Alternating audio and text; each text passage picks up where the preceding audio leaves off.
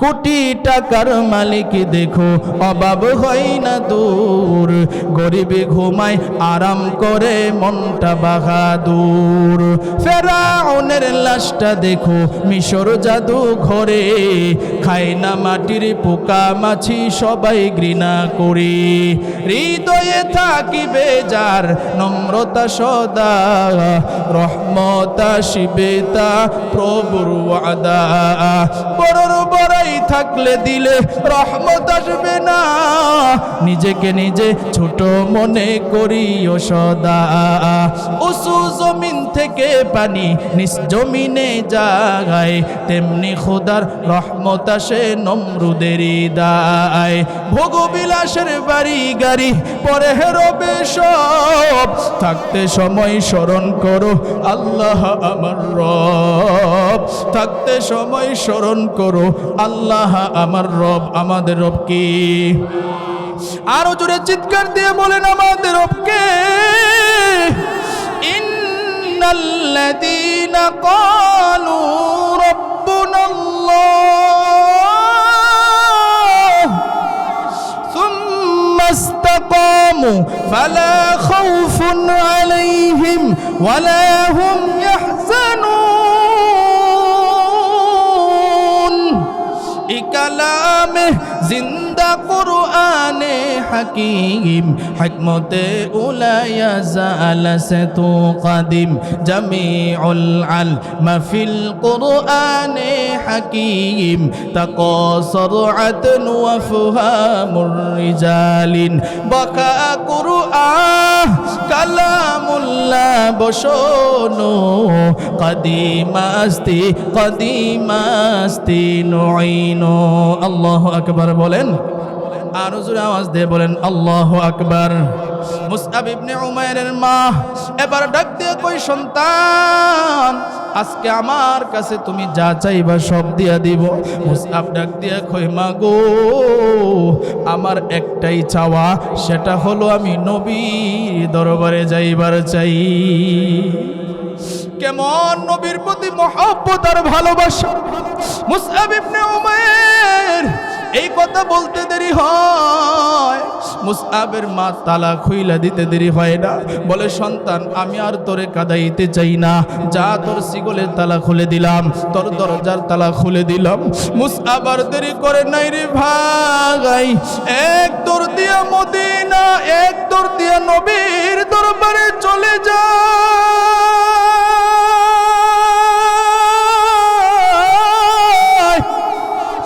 নবীর দরবারে যায়। নবীর দরবারে গিয়া দেখে নবী সাহাবায়ে কেরামদেরকে নিয়ে তালিম দিতেছেন, দিন শিখাইতেছেন।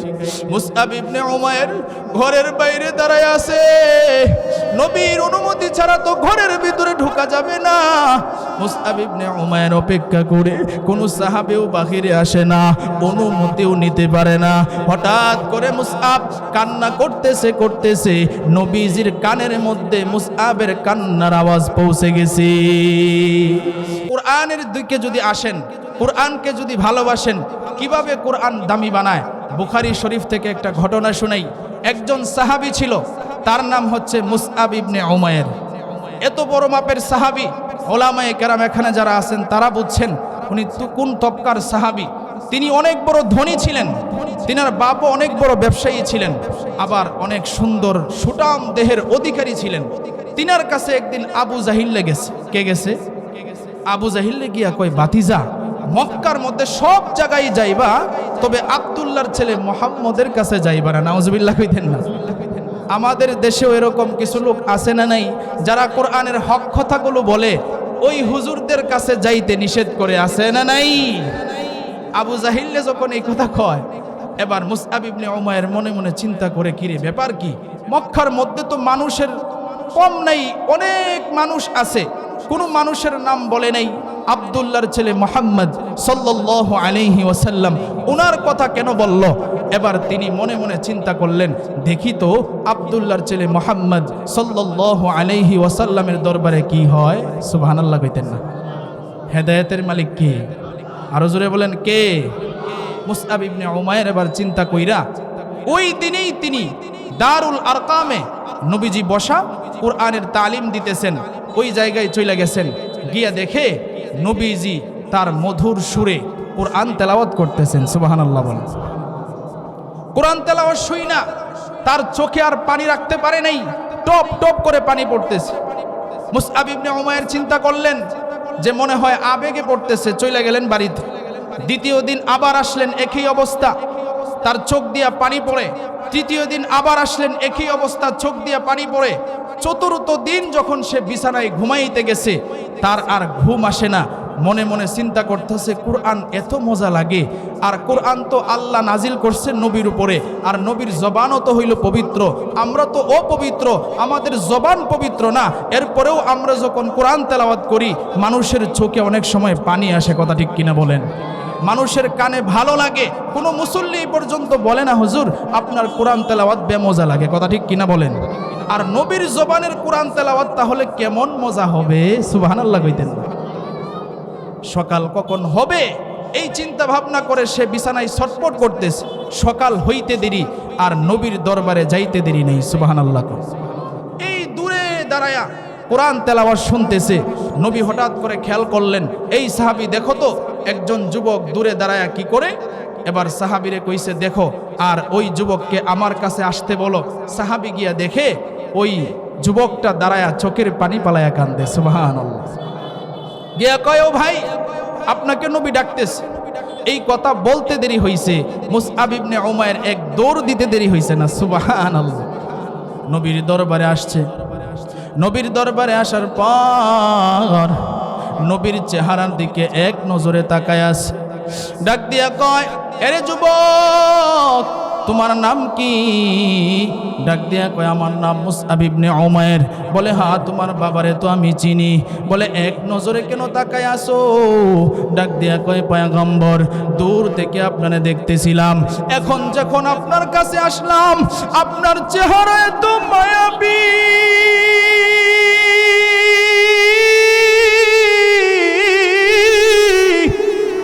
আপনার চেহারা থেকে আমি চোখ ফিরাইতে পারতেছি না। ওগো পয়গম্বর আপনার চেহারা এত সুন্দর আর এত মায়া। এবার নবী ডাক দিয়া কয়, মুসআব তুমি কেন এখানে দাঁড়ায়া ছিলা?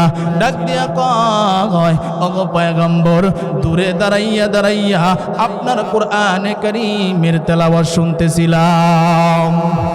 ওগো পয়গম্বর কোরআন তেলাওয়াতে তো মজা, আমি আর কোনোদিন এত মজা পাই নাই। ওগো পয়গম্বর আমি আর দেরি করতে চাই না, আমার এক্ষুনি আপনি কালিমা পড়ায় মুসলমান বানায় দেন। নবী ডাক দিয়ে কয়, মুসআব তুমি যে কালিমা পড়া মুসলমান হইবা, তোমার বাপ মা যদি বাধা দেয় তাহলে কি করবা? ডাক দিয়া কয়, পয়গম্বর বাপ মা বাধা দিলে কোনো সমস্যা নাই, আমি ইমানদার হয়ে যাব, আপনি যেভাবে বলবেন আমি সেভাবেই চলবো। চিৎকার দিয়ে বলেন আল্লাহু আকবার। নবী ডাক দিয়া কয়, মুসআব ঠিক আছে কালিমা পড়ো। মুসলমান হয়ে গেল, ইমানদার হয়ে গেল। নবী এবার ডাক দিয়া কয়, মুসআব আমি তোমারে সবক দিলাম দুইটা। নাম্বার 1, এক নাম্বার সবক, তুমি যে ঈমান আনছো এই ঈমান আনার কথাটা তুমি কাউরে বলবা না। নাম্বার 2, 2 নাম্বার সবক ডাক দিয়া কয়, মুসআব আর প্রতিদিন আমি নবীর দরবারে আসবা আর কোরআনে কারীম শিক্ষা করবা। আল্লাহু আকবার বলেন। মুসআব ডাক দিয়া কয়, পয়গম্বর আপনি যে দুইটা সবক দিয়েছেন এই দুইটা সবক আমি মানার চেষ্টা করব, আমার যেন কোনো ভুল না হয় এটা আমি চেষ্টা করব। মুসআব ইবনে উমাইর নবীর দরবারে আসে আর কোরআনে কারীমের তেলাওয়াত শুনে নিজেও কোরআন শিখে। এইভাবে প্রতিদিন আসে আর যায়, আসে আর যায়। নবী যে দুইটা কথা বললেন কারণ আছে, কি কারণে নবী এই দুইটা সবক দিয়েছেন? মুসআব একদিন নবীর দরবার থেকে সবক নিয়ে যায় আর ইমানের জ্বালাতন শুরু হয়ে যায়। মুসআব নিজেই ডাক দিয়া কয়, আরে মুসআব তুই যে কালিমা পড়ছস, তুই যে মুসলমান হইছস, ওই ধর্ম তো সত্য ধর্ম। তুই যে কোরআন শিখতেছস, এই কোরআন অত সত্য কিতাব। তুই যে নবীর হাতে হাত রেখে কালিমা পড়ে মুসলমান হইছস, তিনিও তো সত্য নবী। তাহলে কেন তুই ঈমান আনার কথাটা বাড়িতে বলবি না? তুই আজকে বাড়িতে বলে দে, তোর বাপ মারেও দাওয়াত দে, তাহলে তোর বাপ মাও ঈমানদার হয়ে যাবে। ঈমানের জ্বালাতন শুরু হয়ে গেছে, সামনের দিকে আগায় আর মনে মনে নিয়ত করে আজকে বাড়িতে গিয়া ঈমান আনার কথাটা বলবো। মুসআব ইবনে উমাইর এবার বাড়ির সামনে চলে গেল। বাড়িতে গিয়া ডাক দেই, মা গো তাড়াতাড়ি তুমি ঘর থেকে বাহির হও। মা সন্তানের ডাক শুই না তাড়াতাড়ি দরজা খুলে ঘরের বাহিরে আসলো। ডাক দিয়া কই, সন্তান কেন তুমি আমারে ডাকো? এবার ডাক দিয়া কই, মা গো আজকে তোমার একটা গোপন কথা আমি বলে দিব। কি কথা রে সন্তান? বলে, মা গো আমি প্রতিদিন কোথায় যাই তুমি কি জানো? না রে সন্তান না। বলে, আমি প্রতিদিন নবী মুহাম্মদুর রাসূলুল্লাহ সাল্লাল্লাহু আলাইহি ওয়াসাল্লামের দরবারে যাই। ডাক দিয়া কই, সন্তান তিনি তো আমাদের ধর্মের কোন নবী না, তিনি তো মুসলমানের ধর্মের নবী, তাহলে তুমি কেন যাও? ডাক দিয়া কই, মা গো আমি নবীর দরবারে গিয়া কোরআনে কারীমের শিক্ষা করি। ডাক দিয়া কই, সন্তান তিনি তো মুসলমানের নবী আর কোরআনও তো মুসলমানের কিতাব, তাহলে কেন তুমি সেখানে যাও? কেন তুমি কোরআন শিখো? এবার ডাক দিয়া কই, মা গো তুমি এখনো বুঝতে পারো নাই, আমি নবীর হাতে হাত রেখে কালিমা পড়ে মুসলমান হয়ে গেছি। আমি নবীর হাতে হাত রেখে কালিমা পড়ে মুসলমান হয়ে গেছি রে মা। মার মাথা গরম, রাগ কইরা তার বাবারে ডাকলো, তার চাচারে ডাকলো। বলে, দেখো তোমাদের সন্তান কি করেছে? বলে, কি করেছে? বলে, সে মুসলমান হয়ে গেছে, তার সন্তান মুসলমান হয়ে গেছে। তার বাপেই কথা শুই না মাথা গরম হয়ে গেছে। ডাক দিয়া কয়, কিরে সন্তান তোরে না কত আদর করি, তুই কেন মুসলমান হয়ে গেলি? ডাক দিয়া কয়, আব্বা জান নবী আমারে কোরআন থেকে শিখাইছে, ইন্নাদ-দীনা ইনদাল্লাহিল ইসলাম। নবী আমারে জানায় দে, নিশ্চয় একমাত্র আল্লাহর কাছে যে মনোনীত ধর্ম, সেই ধর্মের নাম হইল ইসলাম। ডাক দিয়ে কই, মা গো এই জন্য আমি কালিমা পড়েছি, আমাদের ধর্ম তো সত্য ধর্ম না। এবার তার পিতা ডাক দিয়ে কয়, এরে সন্তান এখনো সময় আছে, তোরে আর বুঝাইতে পারবো না, ঈমান ছেড়ে দে। মুসআব ডাক দিয়ে কয়, আব্বা জান আগে তো আমি ঈমানও আনি নাই, ঈমানের মজাও বুঝি নাই। ঈমানের যেহেতু মজা আর কোরআন তেলাওয়াতের যেহেতু মজা, ওগো আব্বা জান আমার জান চলে গেলে যাবে, কিন্তু আমি মুসআব ঈমান দিতে পারবো না। চিৎকার দিয়ে বলেন আল্লাহু আকবার। ঈমানদার তো এমনই হওয়ার দরকার, কথা ঠিক কিনা বলেন? জান গেলে যাবে কিন্তু ঈমান দেওয়া যাবে না, কথা ঠিক কিনা বলেন? মুসআব ইবনে উমাইর এবার মারে ডাক দিয়ে কয়, মা গো ও বাবা আমি ঈমান দিতে পারবো না। এবার বাবা তার মারে ডাক দিয়ে কয়, ও মুসআবের মা ঘর থেকে একটা শিকল নিয়ে আসো আর একটা তালা নিয়ে আসো। ঘর থেকে একটা শিকল আনা হলো, একটা তালা আনা হলো। মুসআবরে দেখায় কয়, মুসআব এখনো সময় আছে, তুই যদি আমার কথা না শুনোস তাহলে তোরে শিকল দিয়ে বন্দি করে ফেলবো, তোরে এই ঘরের ভিতরে তালায় আবদ্ধ করে ফেলবো। ডাক দিয়া কয়, আব্বা জান শিকল লাগাইলে লাগাইবা, তালা লাগাইলে লাগাইবা, কিন্তু মুসআবের ঈমান ছুটাইতে পারবা না। এবার মুসআবের হাতের মধ্যে শিকল লাগায় তালা লাগানোর পর এবার তার মারে ডাক দিয়ে কয়, ওগো মা আমারে তুমি তালা লাগাইয়া দিয়েছো, ঠিক আছে, আমার কোনো টেনশন নাই। এবার মা রাগ কইরা কয়, এই যে ঘরের খাদেমা, আজকে থেকে তোমারে বললাম এখন থেকে একবারও মুসআবরে আর খাবার দিতে পারবা না। চিন্তা করে দেখেন, কোরআনের জন্য খাবার দাবার বন্ধ, ঘরের ভিতরে আটকায়াও দিল। মুসআব ইবনে উমাইর এবার কোরআনের আয়াত শোনায়া দেয়, ওয়া মাইয়াত্তাকিল্লাহা ইয়াজআল লাহু মাখরাজা ওয়া ইয়ারযুকুহু মিন হাইসু লা ইয়াহতাসিব। মারে ডাক দিয়া কই, মা আমি কোরআনের আয়াত শিখেছি। নবী ডাক দিয়া কয়, আমারে শিখায় দিছে নবী। আল্লাহ এখানে বলছেন, আল্লাহরে যে ভয় করে চলে আল্লাহ রাব্বুল আলামিন তারে সম্মানের রিজিক দান করে। সুবহানাল্লাহ কইতেন না? আল্লাহরে যে ভয় করে চলে সম্মানের রিজিক দান করে কে? আরো জোরে বলেন কে? অনেক মানুষ দেখবেন বলে হুজুররা খাওয়ান খায় না। আমি তো কই হুজুররা খাওয়ান খায় না, হুজুররা খাওয়ান খায় না। কথা ঠিক কিনা বলেন? হুজুররা খাওয়ান খায় না, হুজুররা খাওয়ান খায় না। সেদিন এক উস্তাদের সাথে আমার প্রোগ্রাম, হুজুরে বলতেছিলেন যে হুজুররা এখন ভাত খাওয়া ছাইরা দিছে, পোলট্রি মুরগি খাওয়া ছাইরা দিছে, দেশি মাছ, দেশি মুরগি আর বিরিয়ানি, পোলাও এইগুলা খায়। কথা ঠিক কিনা বলেন? কে খাওয়ায়? আরো জোরে বলেন কে খাওয়ায়? যে আল্লাহর উপরে ভরসা করে তারা সাহায্য করেন কে? আরো জোরে বলেন কে? মুসআব ইবনে উমাইর কয়, টেনশন নাই, আল্লাহরে ভয় করে চললে আল্লাহ সম্মানের রিজিকের ব্যবস্থা করবে। আল্লাহু আকবার। মুসআব ইবনে উমাইর এবার সাথে সাথে তার মা চইলা গেছে, সেজদায় পইরা এবার আল্লাহরে ডাকতেছে, আল্লাহ আমার হাতের মধ্যে সিগল, আমার পায়ের মধ্যে সিগল, আমার ঘরের দরওয়াজার মধ্যে তালা, এরপরেও আমার অন্তরে কোনো দুঃখ নাই। ওগো আল্লাহ, তোমার কাছে আমি একটা জিনিস চাই, সেটা হলো আমি নবীর দরবারে যেন যাইতে পারি এবং কোরআন যেন শিক্ষা করতে পারি। জোরে আওয়াজ দিয়ে বলেন সুবহানাল্লাহ। চিন্তা করছেন, এত কষ্টের মধ্যেও তিনি আল্লাহরে ডাকে। এবার আল্লাহ ফেরেশতারে ডাক দিয়া কয়, ফেরেশতারে আমার বান্দা দেখছস আমার কোরআনের জন্য কত পাগল, আমার নবীর জন্য কত পাগল। ও ফেরেশতা, আর দাঁড়ায়া থাকিস না, যা যা আমার বান্দারে গিয়া সহযোগিতা কর। আর একটু জোরে কইতেন না সুবহানাল্লাহ? ফেরেশতারে আল্লাহ ডাক দিয়া কয়, ও ফেরেশতা যা, এই দিকে আমি মুসআবের মার মনটা নরম করে দিতেছি।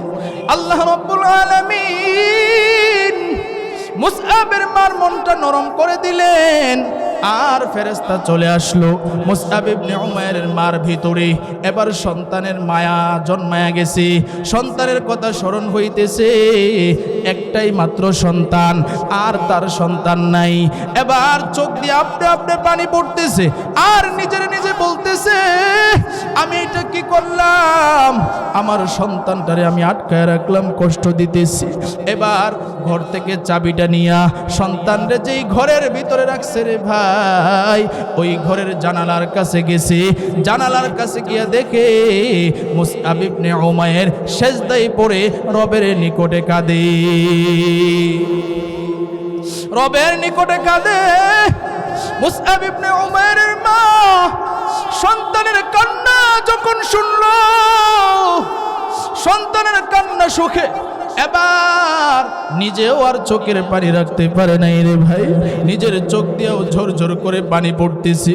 মুসআব ইবনে উমাইরও কান্দে, তার মাও চোখের পানি পালায়া কান্দে। এবার হঠাৎ করে তার মার কান্নার আওয়াজটা মুসআবের কানের মধ্যে চলে গেল। মুসআব এবার ভাবলো, আমার মা মনে হয় ঘরের পাশে আসছে। মুসআব ইবনে উমাইর মাথাটা বাসাইয়া জানালার পাশে গিয়ে দেখি তার মা জানালার কাছে দাঁড়াইয়া চোখের পানি পালায়া কান্দে। এবার মুসআব ডাক দিয়ে কই, মা গো, তোমার মতো পাষাণ মা এই জগতে আর কেউ নাই, যেই সন্তানরে একবার না খাওয়াইলে তুমি নিজে খাইতে পারতা না, যেই সন্তানের ঘুম না পারাইলে নিজে ঘুমাইতে পারতা না, আজকে সেই সন্তানরে তুমি আটকায় দিছো রে মা। তুমি এখানে কেন আসছো? এখান থেকে চলে যাও। মুসআবের মা আরো বেশি কান্দে, ডাক দিয়া কয় সন্তান আমার, আর আমারে লজ্জা দিবি না। আজকে তুই আমারে যা বলবি তোর সব কথা আমি শুনবো। চিৎকার দিয়ে বলেন আল্লাহু আকবার। সাহায্য করার মালিক কে? জোরে আওয়াজ দিতে হবে, এতগুলা মানুষকে। কোটি টাকার মালিক দেখো অভাব হয় না দূর, গরিবে ঘুমায় আরাম করে মনটা বাহাদুর। ফেরাউনের লাশটা দেখো মিশর জাদু ঘরে, খায় না মাটির পোকা মাছি সবাই ঘৃণা করে। হৃদয়ে থাকিবে যার নম্রতা সদা, রহমত আসিবে তা প্রভুর ওয়াদা। বড়র বড়াই থাকলে দিলে রহমত আসবে না, নিজেকে নিজে ছোট মনে করিও সদা। উঁচু জমিন থেকে পানি নিজ জমিনে যায়, তেমনি খোদার রহমত আসে নমরুদেরই দায়। ভোগবিলাসের বাড়ি গাড়ি পরে রবে সব, থাকতে সময় স্মরণ করো আল্লাহ আমার রব। থাকতে সময় স্মরণ করো আল্লাহ আমার রব। আমাদের রব কি? আরো জোরে চিৎকার দিয়ে বলেন আমাদের রব কে? ইন্নাল্লাযীনা ক্বালু রাব্বুনাল্লাহ সুম্মা ইসতাকামু ফালা খাউফুন আলাইহিম ওয়ালা হুম ইয়াহজানুন।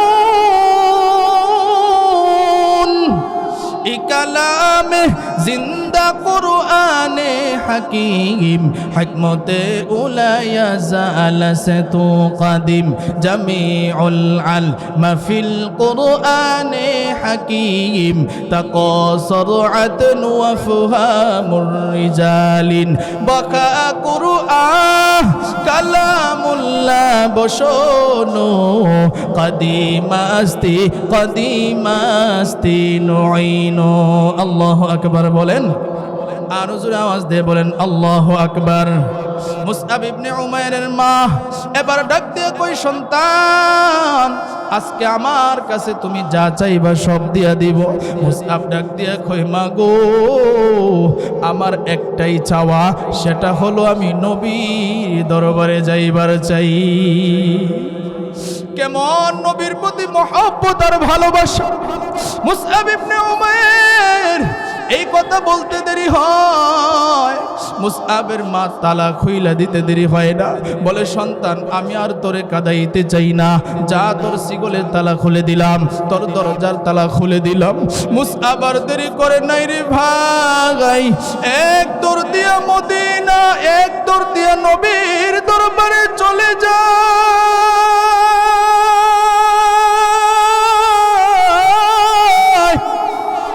নবীর দরবারে যায়, নবীর দরবারে গিয়া দেখে নবী সাহাবায়ে কেরামদেরকে নিয়ে তালিম দিতেছেন, দিন শিখাইতেছেন। মুসআব ইবনে উমাইর ঘরের বাইরে দাঁড়ায় আছে। নবীর অনুমতি ছাড়া তো ঘরের ভিতরে ঢোকা যাবে না। মুসআব ইবনে উমাইর অপেক্ষা করে, কোনো সাহাবেও বাহিরে আসে না, অনুমতিও নিতে পারে না। হঠাৎ করে মুসআব কান্না করতেছে করতেছে, নবীজির কানের মধ্যে মুসআবের কান্নার আওয়াজ পৌঁছে গেছে। আপনারা এতক্ষণ যদি আলোচনা বুঝেন তাহলে একটু জবাব দিবেন, মুসআবের কান্নাটা নবীর কাছে কি পরিচিত না অপরিচিত? আরো জোরে আওয়াজ দিয়ে বলেন, পরিচিত না অপরিচিত? নবী এবার ডাক দিয়া কয়, ও সাহাবীরা, আমি যে তোমাদেরকে বলতেছিলাম আমার মুসআব কই, এই যে আমার পাগল, কুরআনের পাগল বাহিরে আইসা পড়ছে, যা যা তাড়াতাড়ি মুসআব রে আমার কাছে নিয়ে আয়। একজন সাহাবী গিয়া কয়, ও মুসআব ভাই, এতদিন পরে তুমি কোথা থেকে আসছো? মুসআব ইবনে উমাইর কয়, ও ভাই তোমার সাথে আমার কথা হবে পরে, আমি আগে আমার নবীর সাথে দেখা করতে চাই। এবার মুসআবরে ঘরের ভিতরে ঢুকাইলো। মুসআব দৌড় দিয়ে গিয়ে নবীর পায়ের মধ্যে জড়ায় ধরে, পা জড়াইয়া ধরে আর ডাক দিয়ে কই নবী আমি আপনার কাছে মাপ চাই। নবী ডাক দিয়ে কই মুসআব কেন তুমি আমার কাছে ক্ষমা চাও? বলে পয়গম্বর আপনি আমারে দুইটা সবক দিয়েছিলেন, একটা সবক আমি যেন আমার ঈমান আনার কথাটা কারো কাছে না বলি। এবার মুসআব ইবনে উমাইর কয় পয়গম্বর আমি আমার মা বাবার কাছে ঈমান আনার কথাটা বলে দিয়েছিলাম। নবী এবার ডাক দিয়ে কয় মুসআব এটা তো ছিল আমি নবীর পরীক্ষা।